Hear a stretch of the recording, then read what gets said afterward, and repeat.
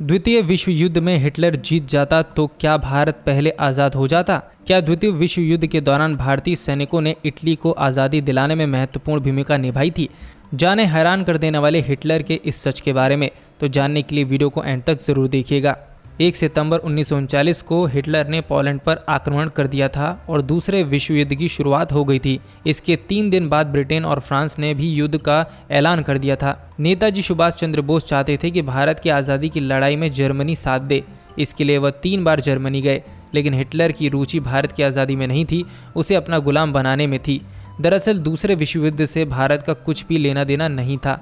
लड़ाई शुरू की थी जर्मनी ने और सामने थे ब्रिटेन, फ्रांस और दूसरे मित्र देश। फिर भी ब्रिटिश भारत के वायसरॉय लॉर्ड लिथिगो ने कहा कि भारत भी अब जर्मनी के साथ युद्ध की स्थिति में है, उसे ब्रिटेन के हाथ मजबूत करने होंगे। नेताजी सुभाष चंद्र बोस ने इसका विरोध किया तो उन्हें जेल में डाल दिया गया। जेल में ही उन्होंने अनशन शुरू कर दिया था। उन्हें घर में नज़रबंद कर दिया गया।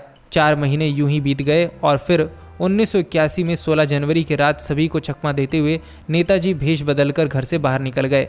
वह सबसे पहले काबुल पहुंचे।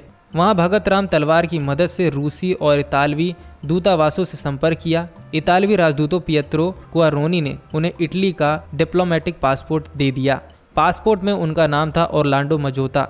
भगत राम तलवार इटली और रूस के अलावा जर्मनी, जापान और ब्रिटिश भारत के लिए भी जासूसी करते थे। उन्हीं का दिमाग था कि जर्मन गुप्तचरों ने नेताजी बोस को उज्बेकिस्तान की सीमा तक पहुंचाया और एक रूसी गुप्तचर सेवा ने समरकंद से मॉस्को तक की उनकी रेल यात्रा की व्यवस्था की।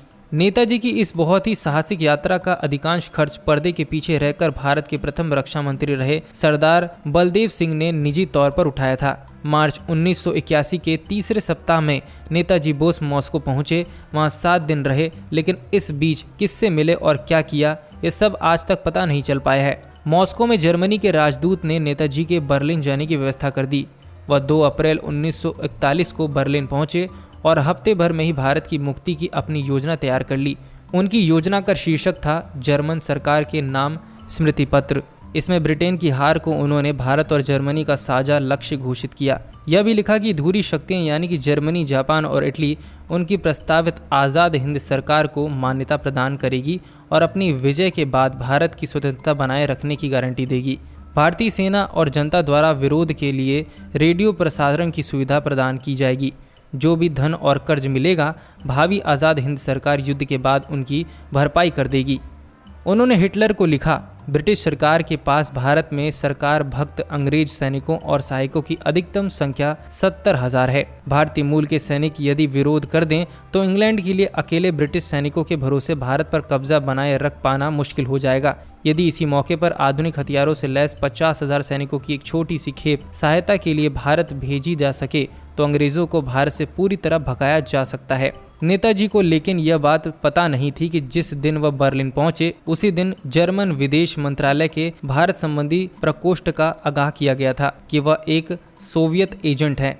शायद इसी का परिणाम था कि स्मृति पत्र के 3 दिन बाद ही जर्मन विदेश मंत्रालय में अवर सचिव वियरमैन ने विदेश मंत्री योआखिम फोन रिपोर्टॉप के नाम अपने एक गुप्त नोट में लिखा, भारत की स्वतंत्रता के बारे में अभी से कोई औपचारिक घोषणा कर देना और भारत की स्वतंत्रता जर्मन युद्ध का लक्ष्य घोषित करना सही नहीं रहेगा। तब कोई सीधी राजनीतिक प्रगति हमारे लिए कठिन हो जाएगी और बोस को धुरी शक्तियों के हाथों बिक गया समझा जाएगा। हिटलर वास्तव में भारत को स्वतंत्र कराना नहीं चाहता था, बल्कि अंग्रेजों के बदले अपना शासन थोपना चाहता था। अपनी पुस्तक माइन काम्फ में उसने भारतीय स्वतंत्रता सेनानियों को एशियाई बाजीगर बताते हुए लिखा, आज़ादी पाना भारतीय नेताओं के वश की बात नहीं है। इंग्लैंड को हराना कितना कठिन है, इससे हम जर्मन खूब जानते हैं।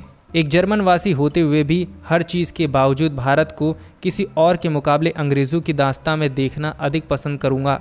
हिटलर की इस विचारधारा को नेताजी समझ चुके थे। बावजूद इसके वह तीसरी बार जर्मनी गए तो वो उसका कारण था। एक तो रूसी तानाशाह स्टालिन उनकी अपेक्षा कर रहा था, दूसरे जर्मनी और सोवियत रूस के बीच एक दूसरे पर आक्रमण नहीं करने की संधि थी। फिर हिटलर सार्वजनिक तौर पर उन दिनों कह भी रहा था कि ब्रिटेन ने भारत की करोड़ों दमित जनता को उसकी स्वतंत्रता और स्वाधीनता से वंचित रखा है। 1940 के अंतिम दिनों में वह सोवियत रूस को सलाह तक देने लगा था कि उसे भारत से अंग्रेज़ों को खदेड़ देना चाहिए। इन बातों का उस समय यह अर्थ कोई नहीं लगा सकता था कि हिटलर सोवियत रूस और अंग्रेज़ों को लड़ाकर शायद दोनों को कमज़ोर बनाना चाहता था और भारत को खुद हथियाना चाहता था। हिटलर का दिमाग कोई भी नहीं समझ सकता था। बर्लिन में जापानी राजदूत ओशिमा के साथ उसकी एक बातचीत का रिकॉर्ड है। वहाँ हिटलर कहता है, इंग्लैंड ने भारत को यदि खोया तो दुनिया का बंटवारा हो जाएगा।